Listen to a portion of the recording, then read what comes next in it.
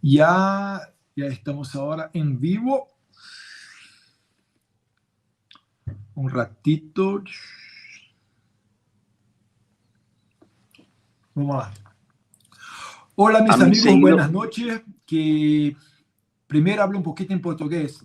O Javier Milei, ele é um recém-eleito deputado da Argentina, economista. Essa live eu vou falar em espanhol com ele, então peço licença aos brasileiros, mas de uma maneira educada, já que foi um convite meu e ele aceitou. Javier Milei, un honor tener vos, permítame hablar vos conmigo en esta live. Muchas gracias y buenas noches.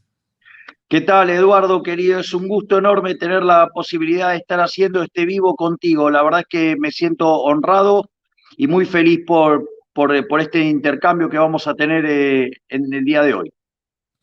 Javier, me gustaría preguntarte qué está se pasando en Argentina haciendo una comparación con Brasil. En Brasil en 2018, en Brasil en 2018, no solo se fue electo Jair Bolsonaro el presidente de Brasil sin gastar ni $1 millón en su campaña, algo inédito en Brasil. Nunca antes mirado algo así en Brasil. Igual salimos de un partido con 3 diputados federales para tenernos 52. Y también yo cambiéme en el diputado federal más votado de la historia de Brasil con casi 2 millones de votos. En Argentina, ¿o qué piensa usted, o qué piensa vos para 2023?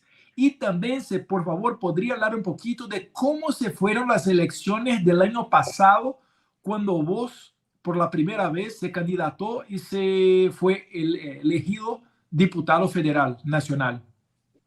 Bueno, arranco por la parte de cuando fui elegido diputado. Básicamente, lo primero que nos dijeron cuando estábamos pensando involucrarnos en la carrera electoral, lo primero que nos dijeron es que no íbamos a poder formar partido.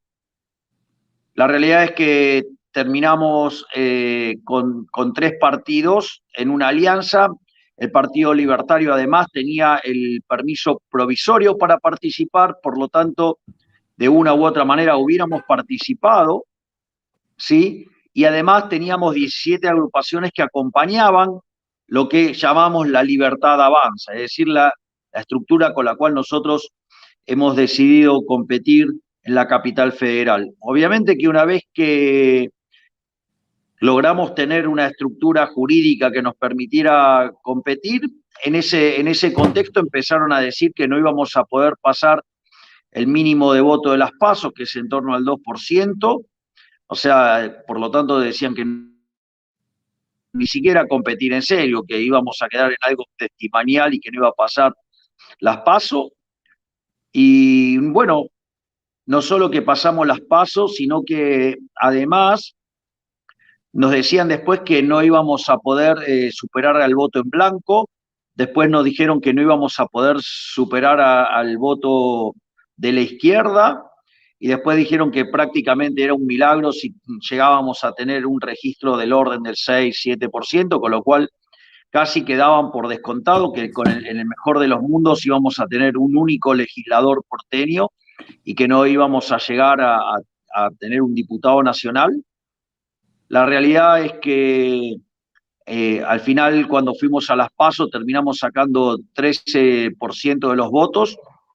De hecho, sacamos más votos que la propia estructura liberal que había construido el gobierno de la ciudad para intentar claramente perjudicarnos en una estrategia artera y maliciosa y malintencionada, obviamente, del gobierno de la Ciudad Autónoma de Buenos Aires, a punto tal que en la interna de ellos, en lugar de debatir entre ellos, básicamente se dedicaban a agredir no, a la Libertad Avanza, pero muy especialmente a mi persona.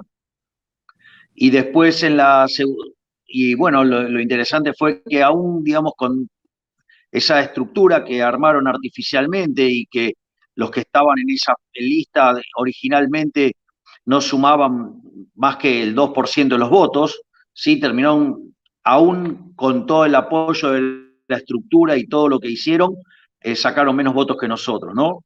Y entonces a partir de ahí nosotros empezamos a empezar a construir lo que era básicamente la elección.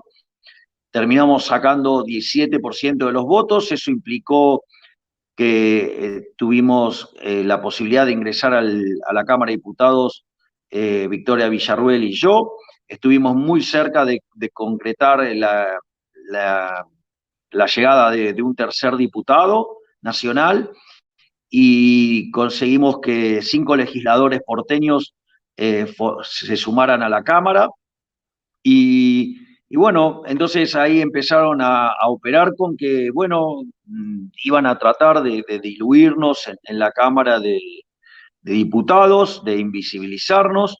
Y bueno, y sin embargo, a pesar de eso, empezamos a hacer un trabajo, digamos, que se fue dando espontáneamente.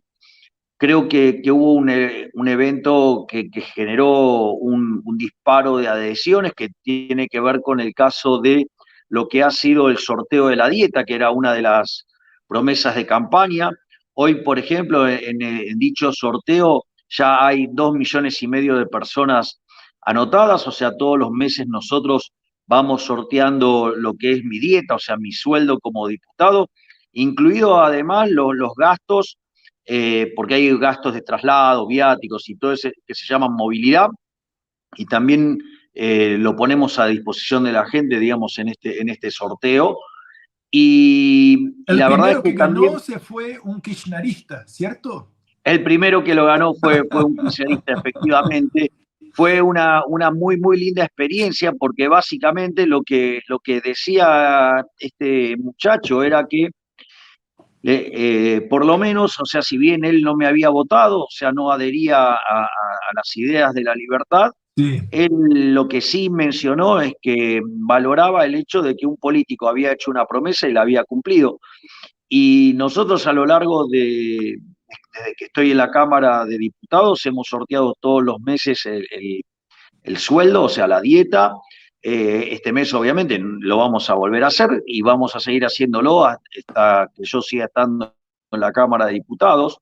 Es decir, porque quizás para lo que es el año que viene, quizás si soy electo presidente, dejo la Cámara de Diputados para pasar a asumir como presidente, que aparte me encanta decirles estas cosas porque se ponen muy nerviosos, se ponen, les agarra. Sí, no sabes cómo se ponen, o sea, hacen operaciones mediáticas, mienten sobre mi persona, mienten sobre eventos, o sea, es verdaderamente escandaloso lo que hacen.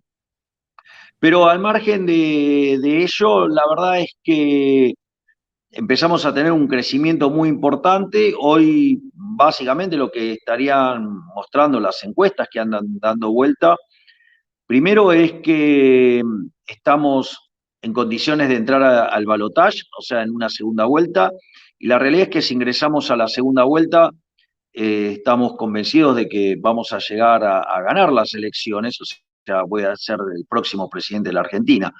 Básicamente porque hoy soy el político que tiene mejor imagen de la Argentina, ¿sí? Además, en los segmentos que están más fuerte la presencia de los jóvenes, llámese el primer y el segundo cuarto etario, la diferencia frente a quien viene segundo en ese segmento etario es de más de 20 puntos, ¿sí? Entre 20 y 30 puntos según sea el primero o el segundo segmento etario. Estamos segundos en el tercero y terceros en el cuarto. Por otra parte, tenemos un alto grado de adhesión en el norte del país, que es el sector más vulnerable de la Argentina.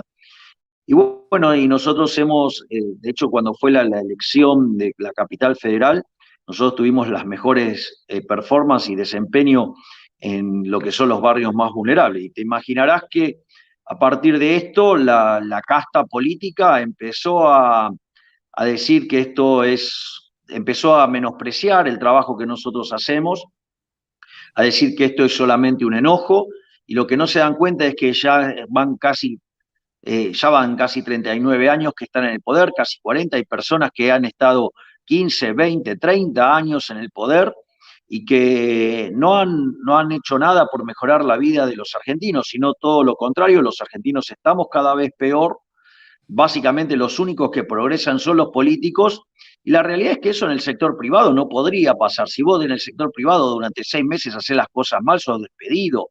Y acá vienen y piden otra oportunidad Igual, y igual dicen que esta vez Brasil. va a ser en serio, como si antes hubiera sido un chiste. Entonces, verdaderamente se le ríen en la cara a los argentinos, mienten descaradamente, o sea, ellos no tienen problemas, si las encuestas dicen que, no sé, que los árboles son de color violeta, dicen que son violetas, si Aquí es son igual. decir que son naranjas, dicen que son naranja, y si un día, digamos, después de haber dicho que son naranja, al otro día tienen que decir que son verdes, dicen que son verdes. O sea, no tienen el más mínimo reparo en mentir así descaradamente. Lo bueno es que la gente está despertando y que les está señalando que claramente son unos mentirosos. Por ejemplo, una de las expresiones políticas dijo que para más o menos nivelar el discurso con nosotros, empezaron a decir que ellos no iban a subir los impuestos, cuando en realidad podrían haberlo bajado, ¿no? Porque, digamos, manejan, por ejemplo, el gobierno de la ciudad, lo cual no lo hicieron y además después de las elecciones lo subieron. Por lo tanto, lo que tenemos es que básicamente les mienten descaradamente a la gente está tomando conciencia de ello y la verdad es que estamos muy contentos porque en cada uno de los lugares que vamos del interior del país tenemos niveles de adhesión absolutamente impensados para lo que es las convocatorias de políticos. De hecho, el otro en la provincia de Mendoza, fuimos en un ciclo que nosotros llamamos Libres para Aprender, y fuimos a dar una clase de economía, una clase sobre dolarización, y la concurrencia se estima que estuvo entre 15.000 y 20.000 personas. Por lo tanto, me parece que, digamos, y cada vez que vamos a algún lugar se generan estos efectos. Entiendo que no son las convocatorias de las dimensiones que hay en Brasil, pero también, digamos, el No, tamaño de pero la está población en grandioso. Brasil es muchísimo más grande. Eh, pero la verdad que estamos muy contentos y bueno, nada, y ahora estamos soportando los embates de Juntos por el Cambio. De hecho, hicieron un comunicado básicamente muy fuerte en contra de mi persona, o sea, pero lo mencionaron así explícitamente. Los que dicen que estaban ahí, digamos, esto fue un acuerdo impulsado básicamente por el jefe de gobierno de la Ciudad Autónoma de Buenos Aires y la Unión Cívica Radical. Lo primero que hay que decir es que, digamos, le cerraron la puerta a alguien que nunca pidió entrar, ¿no? Después es un símbolo de debilidad, ¿no? Porque la verdad es que si creen que una persona sola puede romper un partido, lo que están mostrando es una fragilidad enorme, una debilidad institucional impresionante. Por lo tanto, si creen que siendo tan débiles, la verdad es muy difícil que entonces puedan parar al kirchnerismo.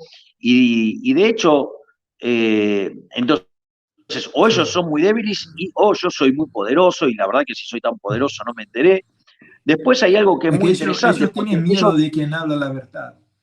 La exactamente, verdad es el más malo que se puede hacer contra los zurdos es hablar la verdad. Con la verdad se va exactamente. lejos, lejos. Está Claro, hablando, y está me recordando un montón, y está me recordando un montón a la historia de mi padre, que es la prensa atacando, los zurdos también atacando, cuando no hay más la vergüenza de mentir adelante de los otros. Cuando estas cosas están se pasando, es señal de que nuestros enemigos están quedándose desesperados.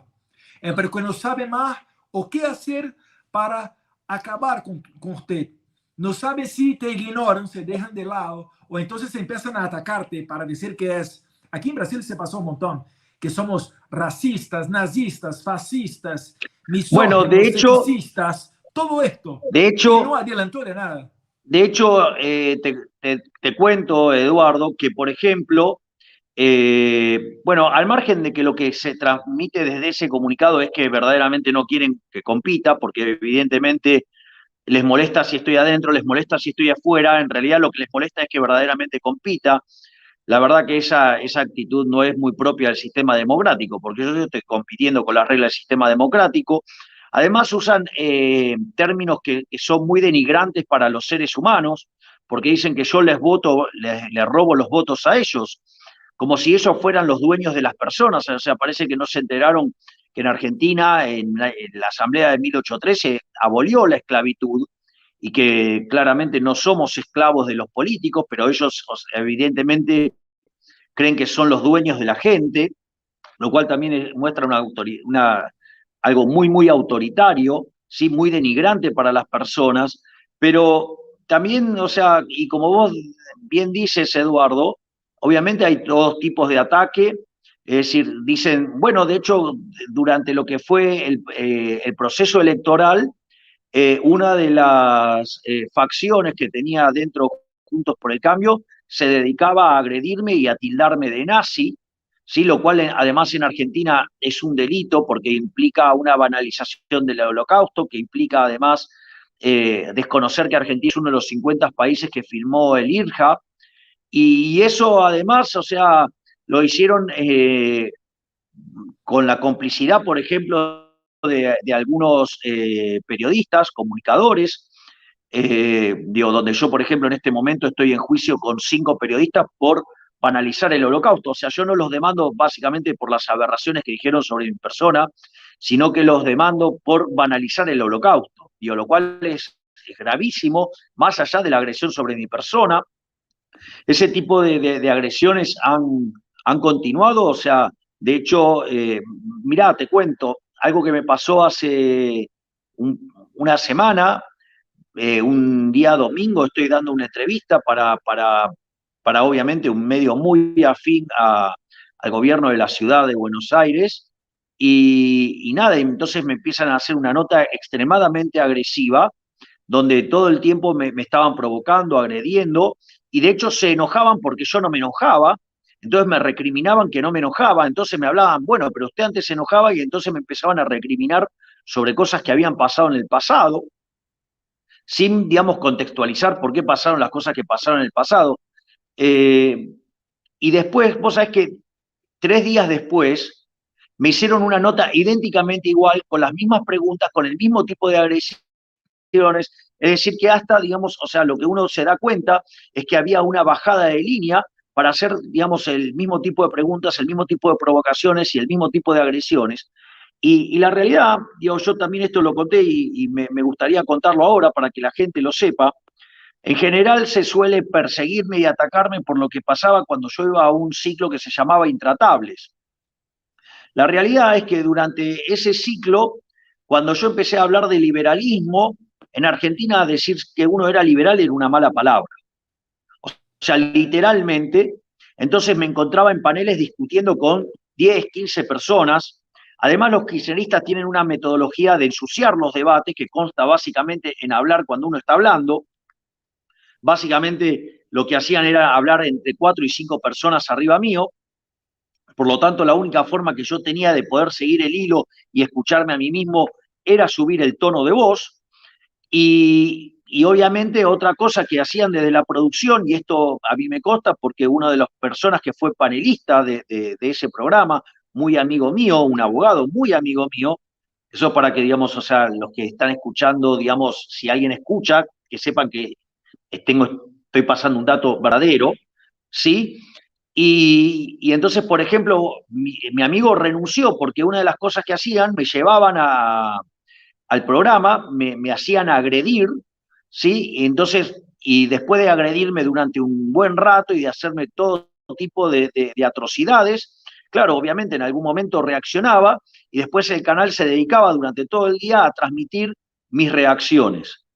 Entonces, bueno, esos elementos son los que, por ejemplo, hoy levantan tuiteros y distintos influencers vinculados al gobierno de la Ciudad Autónoma de Buenos Aires para agredirme, desprestigiarme y decir cosas verdaderamente espantosas sobre mi persona. Por lo tanto, digamos, me parece que aparte recientemente uno de nuestros legisladores porteños ha hecho una denuncia al gobierno de la ciudad donde básicamente se le ofrecían 15.000 pesos argentinos por mes para crear 10 cuentas de Instagram y que básicamente desde esas 10 cuentas se dedicaran a agredirme y a tratar de bloquearme para que el algoritmo de Instagram no pueda funcionar. ¿Por qué? Porque están muy molestos con el desempeño que tenemos. O sea, nosotros no, nuestra campaña estuvo muy focalizada en las redes sociales. Para que tengas una idea, nosotros cuando subimos un reel, o digamos, podemos tener cerca de 800.000, 900.000 reproducciones, que vendría a ser el equivalente de cerca de 8 o 9 puntos de rating, cuando los ratings de televisión son muy magros actualmente. Eh, entonces, básicamente lo que están haciendo es poner haters para agredirme. Esto pasó en un local de loterías en la ciudad autónoma de Buenos Aires, y justo era el barrio de uno de los legisladores porteños nuestros, y era testigo cuando estaba escuchando eso. También hay que tener en cuenta lo oprobioso que es lo del jefe de gobierno de la Ciudad Autónoma de Buenos Aires, utilizando las redes sociales para convocar a influencers para que se sumen al gobierno de la ciudad, que obviamente después eso lo utilizan para agredir a los opositores. Y además, recientemente se conocieron algunos videos de un periodista que básicamente lo que hace es contar que el jefe de gobierno los llamaba para darles pauta. Eh, También contó que había muchos periodistas también esperando para eso. Dijo también que efectivamente muchos recibían pauta, y que además también señaló en una charla en Miami que le habían ofrecido parte de los ingresos de manera legal y parte de manera ilegal. Y bueno, o sea, misteriosamente no hay ningún juez que tome cartas en el asunto, porque básicamente lo que se está haciendo es utilizar recursos públicos para perseguir a opositores y para instalar la figura del jefe de gobierno de la Ciudad Autónoma de Buenos Aires como un presidenciable, mintiendo sobre su imagen, o sea, mintiendo sobre su alcance, mintiendo cómo, digamos, o sea, la recepción que tiene cuando la gente lo ve y cuando, digamos, o sea, de los impactos que tiene. De hecho, por ejemplo, mi cuenta Hoy en día, de gracias, TikTok, hoy en sí, día, que es muy gracias a Dios, reciente. tenemos internet para Claro, poner. por ejemplo, si ustedes se fijan, yo tengo TikTok hace no más de 3 meses y ya soy el segundo político con más TikTok, y lo que tiene también de característica mi TikTok es que tiene muchísimas más reproducciones que cualquiera de las de estas personas, que además, o sea, ponen recursos públicos para fomentar su imagen y su presencia. Por lo tanto, estamos en una situación verdaderamente escandalosa. En algunos casos, sinceramente, lo que ocurre con algunos comunicadores es verdaderamente un escándalo. Mienten, no tienen Milei, ningún tipo de hay, problema de mentir sobre mi persona. esa es una duda que tengo yo. O qué está haciendo el gobierno de Alberto Fernández o de Cristina Kirchner, no sé quién tenga el poder, y qué está haciendo sobre regulación de los medios, de las medias, regulación de la prensa o de la internet? ¿Hay alguna ley de Alberto Fernández hablando sobre esto? A ver, primero, digamos, las cosas que yo estoy señalando no son, digamos, operaciones que esté armando el gobierno nacional, sino que lo está haciendo No, el sí. gobierno de la Ciudad Autónoma de Buenos Aires, porque el jefe de gobierno de la Ciudad Autónoma de Buenos Aires tiene pretensiones presidenciales y se dedica a ensuciar a todos aquellos que podrían complicar su carrera presidencial. Y por otro lado, o sea, hay una cuestión de índole patológica del oficialismo, es decir, con los kirchneristas. Una de las cosas por las cuales yo decidí ingresar en política es porque, por ejemplo, el actual diputado nacional, Leandro Santoro, que no sé si sigue siendo o no asesor del presidente Alberto Fernández en temas de comunicación, básicamente lo que hacía era pedir la censura de los liberales y los libertarios, y básicamente el foco que hacía era especialmente sobre mi persona. Por lo tanto, ya sea por un lado, porque trata de buscar de amordazar los medios, de regularlos, de ponerlo en el formato para que digan lo que ellos quieren, que es el caso, digamos, del kirchnerismo. Lo que pasa del lado de Juntos por el Cambio no es muy distinto. Lo que sucede es que lo hacen mediante el uso de fondos públicos. Es Ujú, decir, tratan de comprar voluntades, concretamente. ujú.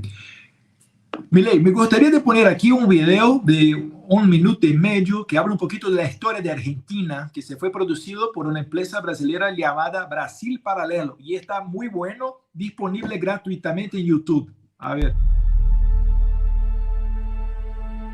A Europa da América Latina. Calma aí, calma aí. A Europa da América Latina. Assim, a Argentina era vista por todos os países. Sinônimo de luxo, alta cultura e moeda forte. Os argentinos viram seus valores e sua economia sumirem diante de seus olhos. Desvalorização da moeda, mercados vazios, fome generalizada e um país trancado com mais de 40% da população vivendo em situações de pobreza. A Argentina faliu. Quebrou igual a Venezuela. Como em um dominó alinhado, onde uma peça é empurrada, derrubando todas que seguem em sua frente. A pergunta que fica no ar é: estamos livres de sermos a próxima peça?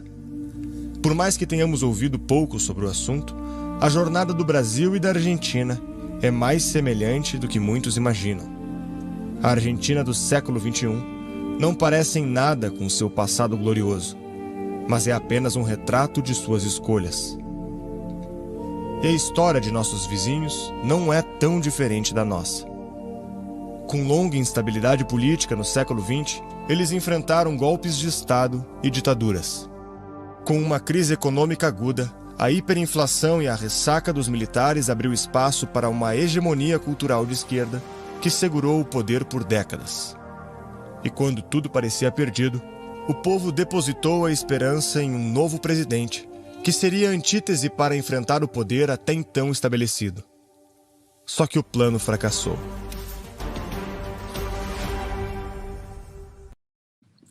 Se miramos hoy en día, Milei, o que está se pasando en Brasil con el gobierno del presidente Bolsonaro, se pasó una reforma sobre las jubilaciones. Está haciendo privatizaciones. Redució en más de 600 productos los impuestos. Y algunos de ellos, como por ejemplo el gas de cocina que utilizamos en la cocina, está con 0% de impuestos federales. ¿Por qué Argentina no está caminando por este mismo camino? Porque Brasil en 2019, por ejemplo, fuimos el cuarto país del mundo a más recibir inversiones internacionales. Y ahora tenemos un proyecto para más de 200 billones de dólares para los próximos años, solo hablando de infraestructura. ¿Por qué Argentina insiste en hacer o que los zurdos como Lula da Silva en Brasil hablan, control de precios? ¿Por qué Argentina no se va adelante por el camino de dar la libertad una vez que el socialismo ya fracasó? Bueno, yo eso desarrollé una explicación al respecto, que es lo que yo llamo el modelo de la casta. ¿Sí? El modelo de la casta, que es una clase privilegiada, es decir, los políticos, básicamente se estructura sobre un concepto que es donde hay una necesidad, nace un derecho. Ahora, el problema es que esos derechos hay que pagarlos y los recursos son finitos. Por lo tanto, nos encontramos frente al problema de las necesidades infinitas y los recursos finitos, situación que el mercado, ¿sí? Los individuos lo resuelven vía el sistema de precios, o sea, vía la economía de mercado, digamos, con el sistema de precios.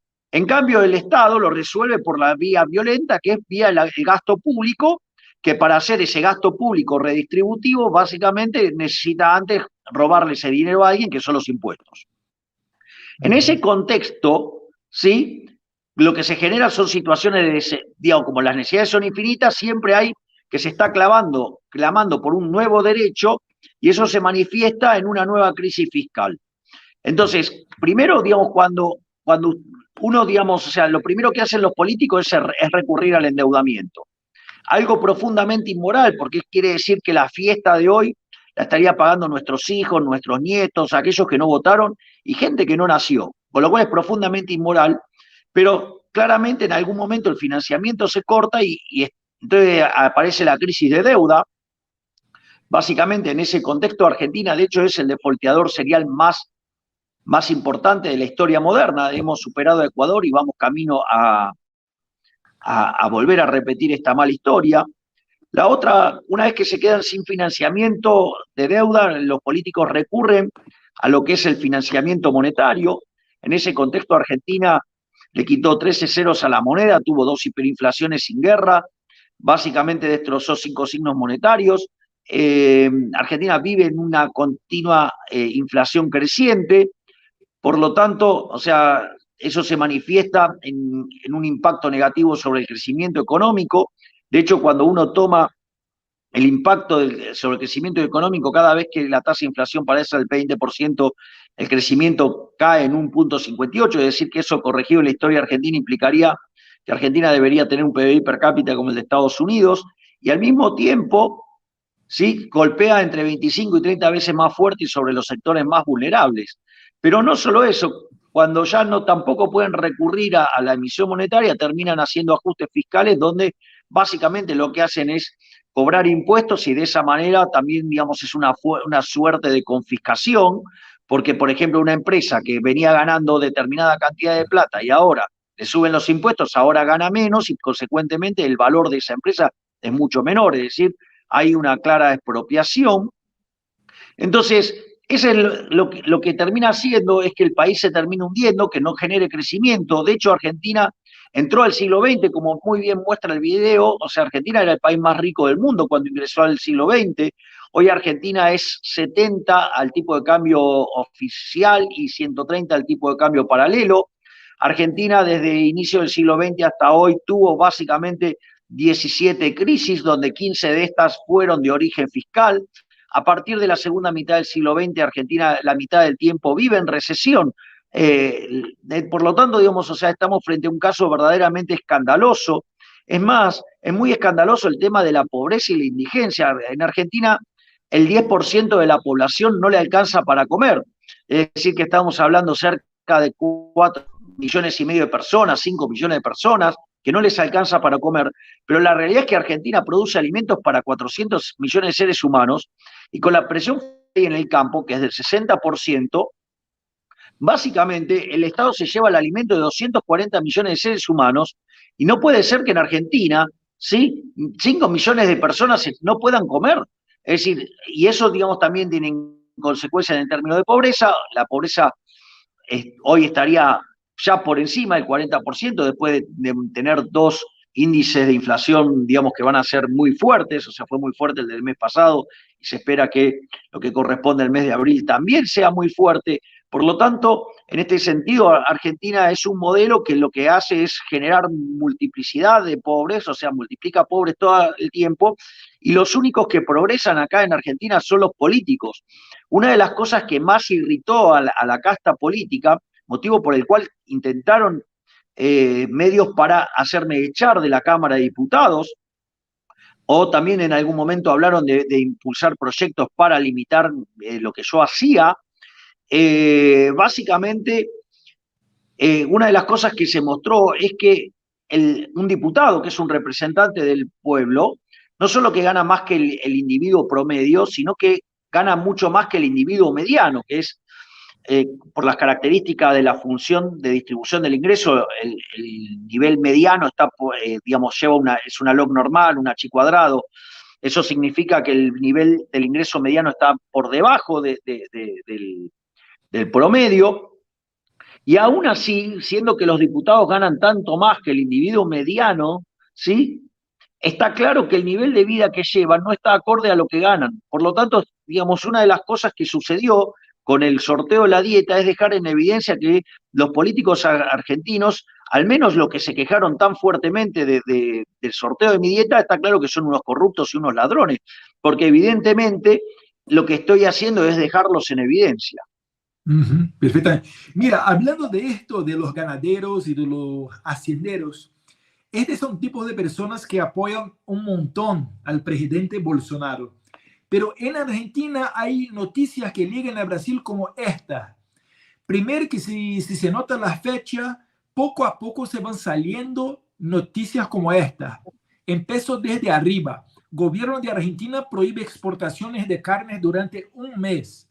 Eso se pasó en mayo de 2021. Después aquí un poco más en el medio, Argentina prorroga por 2 meses restricciones a la exportación de carne de gado. Agosto de 2021. Medida se fue anunciada por el presidente Alberto Fernández para evitar una alta en el precio de la carne.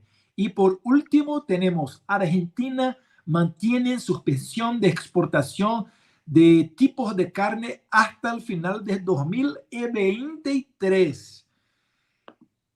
¿Qué crees que cómo se va a acabar estas políticas? ¿Cuál es la realidad de los ganaderos en Argentina y o qué son las protestas del campo?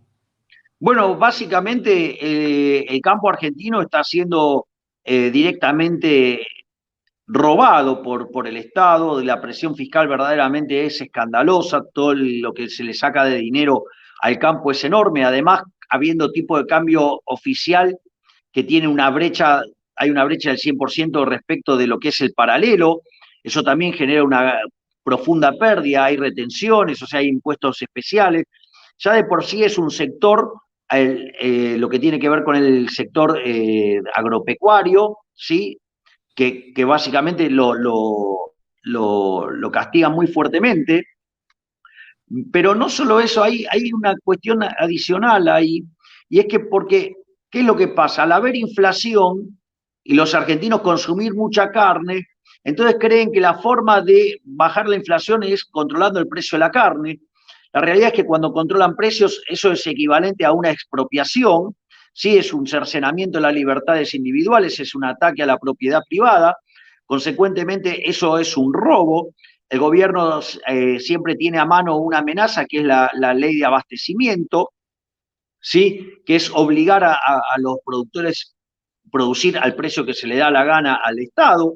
Pero no solo eso, sino que además esto tiene muchas complicaciones porque tiene que ver con un mal diagnóstico que tiene en general los gobiernos populistas. Y este mal diagnóstico lo tuvo tanto este gobierno como el gobierno de Macri, porque yo hace días subí un video sobre la inflación y la señora Cristina Fernández de Kirchner, el señor Horacio Rodríguez Larreta, la señora María Eugenia Vidal y el señor Alberto Fernández dicen exactamente lo mismo, que el problema de la inflación es culpa de los monopolios, y es más, la ex gobernadora de la provincia de Buenos Aires dice que había mandado un estudio para ver, digamos, cómo le impactaba el dólar sobre los precios, y básicamente lo que estaba proponiendo era escrachar a los empresarios que habían subido los precios. Es decir, lo que estoy diciendo es que el problema no es solo el kirchnerismo, sino que del otro lado también son colectivistas, ¿sí? Adhieren a ideas equivocadas y a ideas vinculadas a la izquierda, ¿sí? Y no solo eso, sino que lo que vos te encontrás es que entonces, ¿para qué hacen este tipo de prohibiciones? Para que vos estés forzado a vender en el mercado doméstico. Y eso lo que hace es que transitoriamente el precio baje, pero después vuelve a subir. Es más, esto es tan así, es tan grosero. Hay un ejemplo que está en un libro de política económica de un economista argentino muy famoso, un gran profesor, que es Juan Carlos de Pablo, y lo cuenta así, modo de chiste, ¿no? O sea, dice que el presidente de la nación lo llama al ministro de Economía y le dice, quiero que haga bajar el precio de la carne.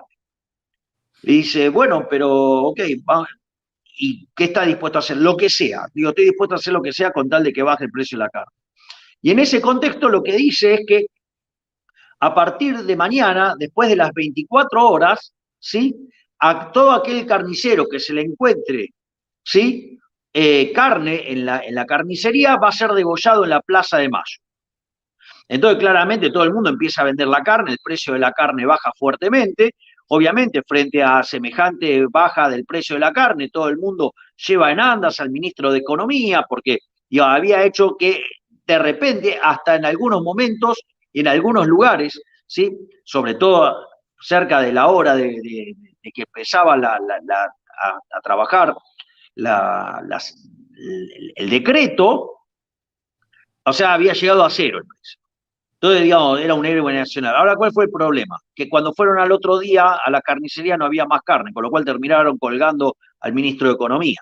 Entonces, bueno, eso es lo que termina haciendo este gobierno. Este gobierno lo que hace es obligar a los productores de Hacienda, ¿sí? Les prohíbe exportar carne.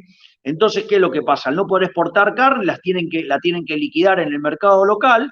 Eso genera transitoriamente una reducción de precios, pero después la contracara es que Argentina empieza a perder cabezas de ganado. O sea, la destrucción en el stock ganadero en Argentina es verdaderamente un escándalo. Milei, yo miro con mucha preocupación esta situación porque me acuerdo un montón que se pasó un poquito arriba aquí de Brasil en un país llamado Venezuela.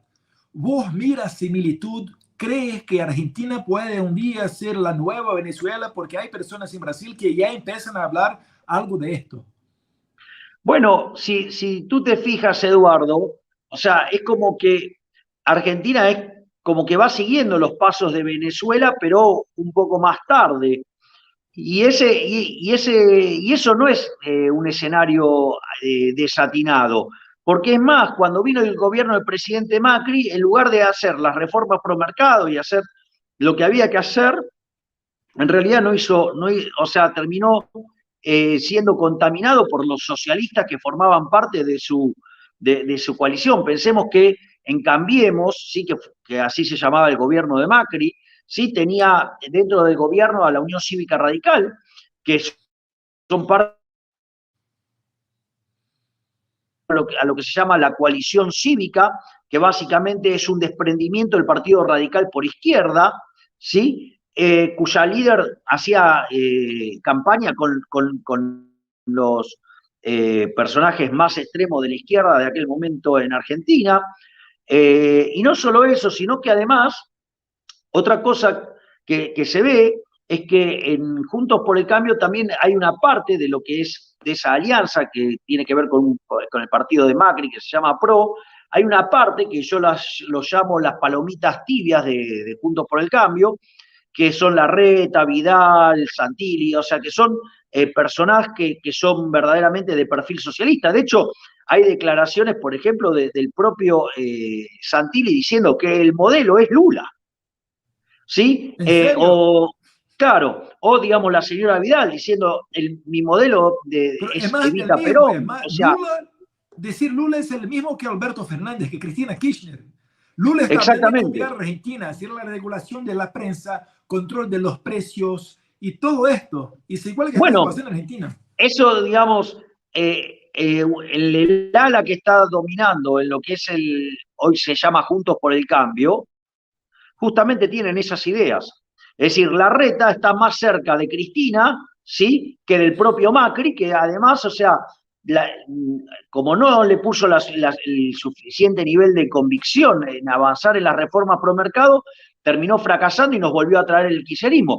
Por lo tanto, digamos, lo que debería quedar claro en Argentina, que algo que emerja de esa estructura, lo que va a hacer es hacer que en el 2027 el presidente de Argentina sea Máximo Kirchner, porque, digamos, o sea, si llega Juntos por el Cambio al poder, lo único que va a hacer es traer al peor kirchnerismo. Si eso pasó con Macri, que estaba mucho menos a la izquierda que el caso de Rodríguez Larreta, o sea, Rodríguez Larreta es asegurarnos, ¿sí?, que va a volver el kirchnerismo y muchísimo más recargado, obviamente.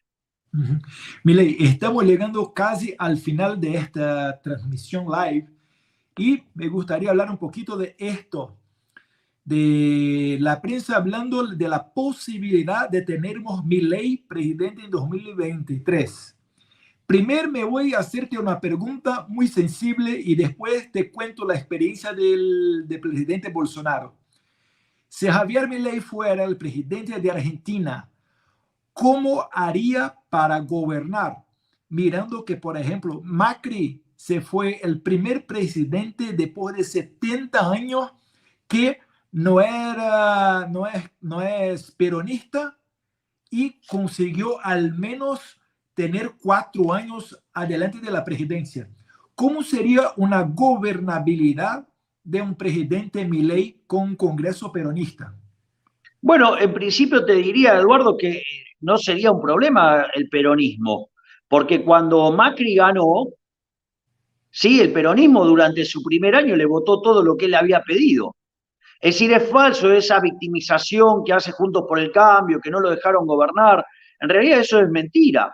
Sacaron todo lo que querían, lo que pasa, y el peronismo acompañó en todo.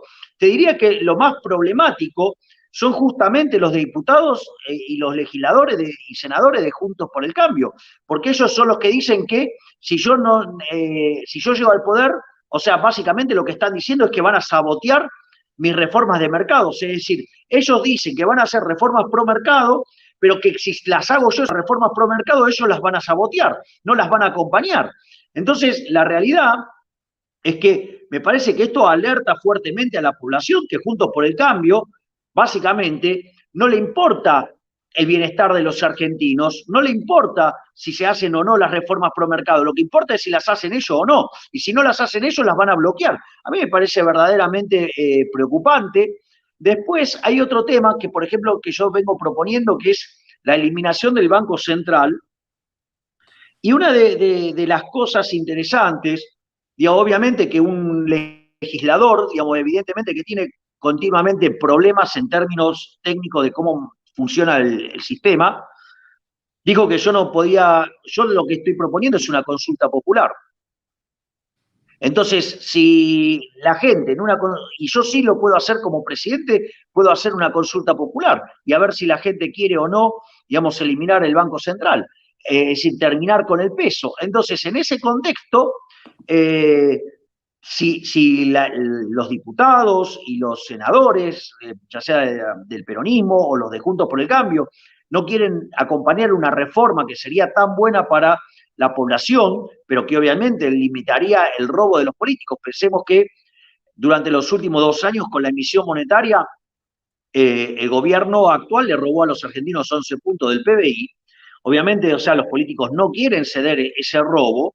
Entonces, ¿qué es lo que sucede? En ese contexto, si las leyes no pasan por el Congreso, o sea, yo las reformas estructurales, por ejemplo, la del Banco Central, yo las sometería a una consulta popular, lo cual, digamos, claramente el presidente lo puede hacer sin necesidad de pasar para el Congreso. Esto es, digamos, subrayen esto para algunos ignorantes, sí, malintencionados, que dicen que no lo puedo hacer. Y obviamente que cuando vean la consulta popular, bueno, vamos a ver si votan en contra de lo que la gente efectivamente está pidiendo. Porque si en una reforma que va a beneficiar tanto a los argentinos, aún así y con el veredicto de los argentinos, la van a bloquear, bueno, digamos así, digamos, va a ser lo que terminarán haciendo daño sobre los argentinos, y yo digo, voy a hacer todo lo humanamente posible para mejorar la calidad de vida de los argentinos desde la función que me toque cumplir.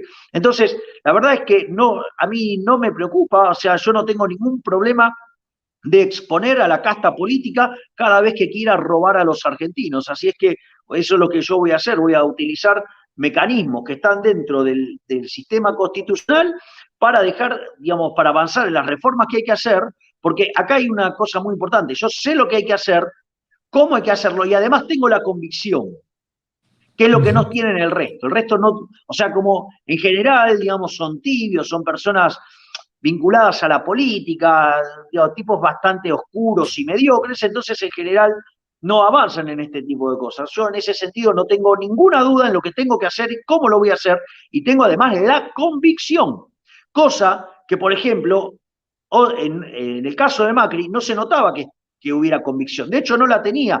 ¿Por qué? Porque se dejó invadir por la Unión Cívica Radical, se dejó invadir por básicamente la coalición cívica, se dejó invadir por las palomitas tibias, ¿sí? Y se dejó invadir por los socialistas, porque recordemos, ¿sí?, que, por ejemplo, cuando quiso determinar el ministro de Economía, la coalición cívica, la líder de la coalición cívica, le sacó bolilla negra y terminó poniendo como ministro de Hacienda, ¿sí?, al señor Alfonso Prat-Gay, que hacía campaña electoral con la señora Donda y el señor Tumini, o sea, gente de una profunda izquierda. Entonces, o tenía, por ejemplo, al señor Marcos Peña, que se ufanaba, ¿sí?, de que el gobierno de Macri era socialista, o tenía, por ejemplo, el caso de Jaime de Durán Barba, un marxista, ¿sí?, y decía que Macri era la nueva izquierda. Es decir, yo tengo la sensación que el ingeniero Macri tiene las ideas correctas, claramente es un liberal clásico, no es un liberal de las características que tengo yo, que soy un minarquista en la vida real y, digamos, y filosóficamente, o sea, soy un ácrata, es decir, un anarcocapitalista, pero al margen de esa situación, digamos, yo creo que es una persona que, digamos, quería apuntar a lo correcto, pero fue cooptado por todas expresiones de izquierda. De hecho, cuando él presentó su libro reciente, que hace la autocrítica de su gobierno, dice que él quería hacer las cosas de shock, la señora María Eugenia Vidal hacía cara que nosotros no lo dejamos. Entonces, digo, ¿de qué estamos hablando? Entonces, ¿qué vamos a ir? Sobre aquellos que proponen, que son parte del fracaso argentino. O sea, ya sabemos que fracasó el peronismo kirchnerista, que fracasó, digamos, Juntos por el Cambio por toda su ala de izquierda, y que pretenden que otra vez volvamos a reintentar con la izquierda. Es decir, yo les recuerdo que, digamos, o sea, Juntos por el Cambio es la versión ayornada de lo que fue la alianza, que fue una alianza electoral para ganarle al peronismo y perdió. O sea, en realidad ganó electoralmente, pero pero perdieron los argentinos. Después, o sea, Cambiemos fue una alianza para ganarle al kirchnerismo y se le ganó al kirchnerismo, pero fue un fracaso gobernando. Y ahora también hay que tener claro que el Frente de Todos sí es una agrupación de peronistas heterogénea que también está haciendo un fracaso. Por lo tanto, desde mi punto de vista, lo que hay que hacer es avanzar en una solución.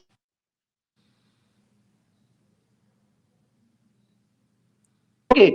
Porque si no, en su defecto, después uno llega al poder y no tiene mandato, entonces termina haciendo cosas que terminan arruinando la vida de la gente y la gente no sabe por qué. Entonces, digamos, o sea, para mí tiene que quedar de un lado los colectivistas, ya sea la Unión Cívica Radical, ya sea la coalición cívica, ya sea las palomitas tibias de Juntos por el Cambio, que todos esos queden con el kirchnerismo, que todos les gusta la intervención del Estado y meter el aparato opresor y represor del Estado en el funcionamiento de la economía, y que del otro lado queden justamente los que adhieren a las ideas de la libertad, digamos, que respetan la libertad individual. Y en ese concepto ahí estarían los liberales, no los liberales que trabajan para la socialdemocracia del gobierno de la Ciudad Autónoma de Buenos Aires, porque eso no son liberales, en realidad son traidores, ¿sí? Además, porque en realidad trabajan para destruir cualquier expresión del liberalismo. No solo eso, sino que además en ese contexto podría estar el peronismo republicano, el peronismo federal, ¿sí?, el menemismo, sí, y obviamente los halcones de Juntos por el Cambio. Entonces, de esa manera habría un espectro del centro a la derecha y habría otro espectro que va del centro a la izquierda. Entonces, la gente va a tener claramente cuáles son los modelos que va a elegir y va a empezar a aprender que la izquierda lo único que produce es miseria. Entonces, digamos, en ese sentido, tarde o temprano va a aprender que de esto se sale con libertad, no con Estado.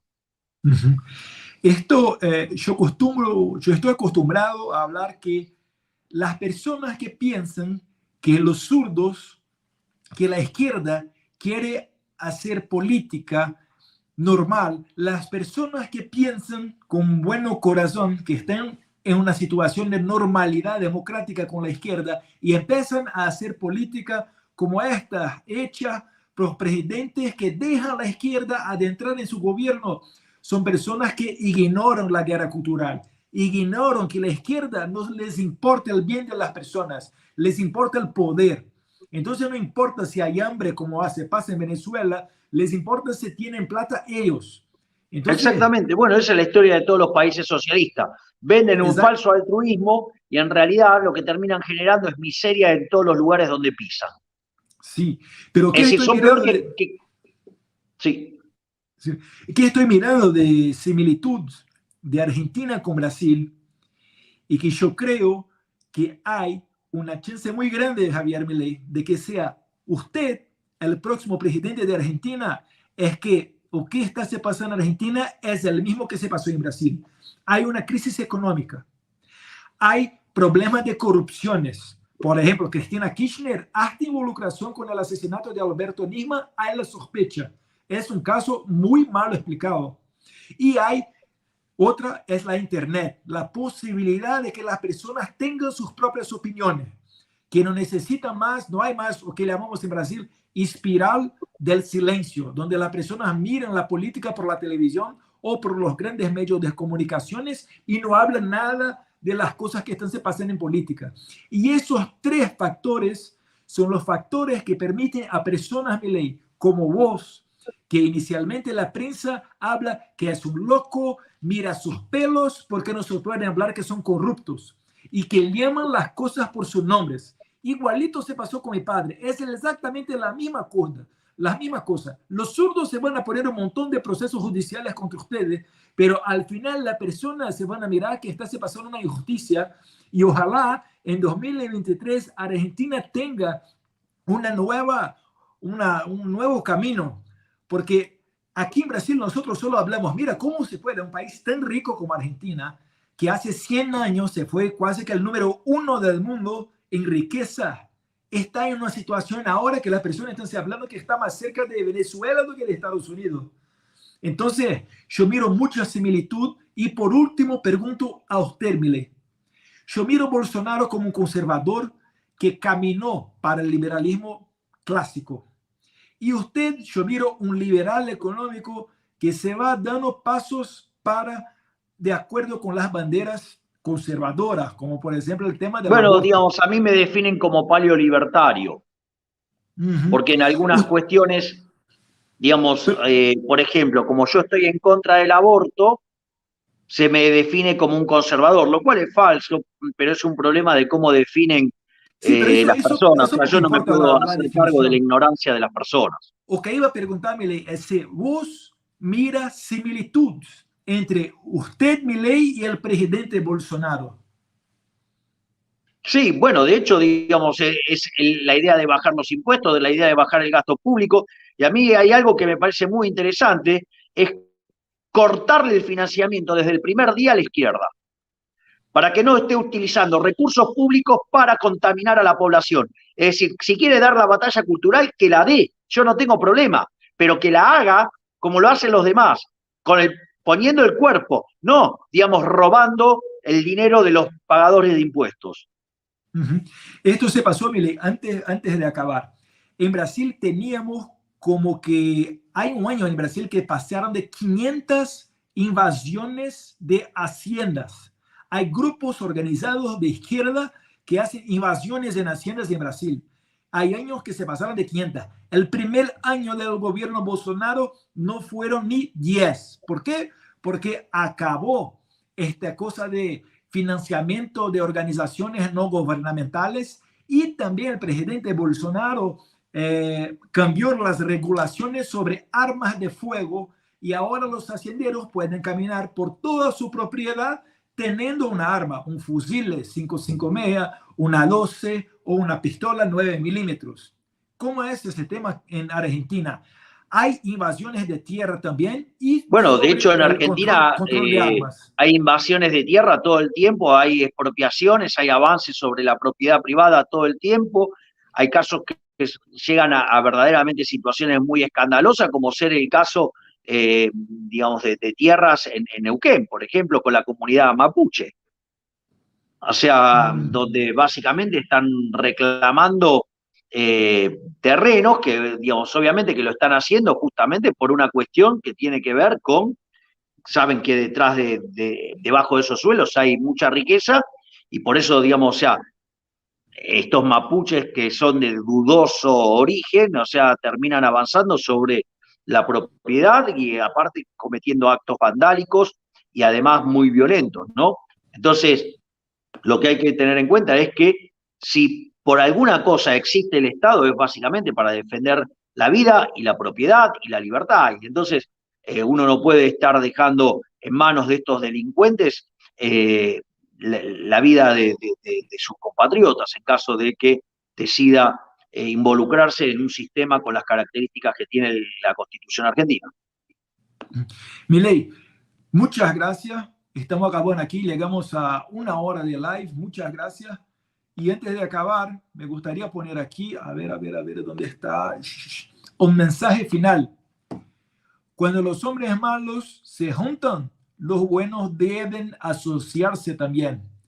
De lo contrario, se quedarán todos uno por uno en un sacrificio impiedoso y una lucha despreciable. Es una frase del Edmund Burke y que habla mucho sobre los zurdos, que son muy organizados a nivel mundial. Y nosotros, que no somos zurdos, poco importa si libertarios o conservadores, el momento es mucho más para una unión, para derrotar a ellos, porque ellos representan comunismo, y comunismo en 100 años ha asesinado más de 100 millones de personas.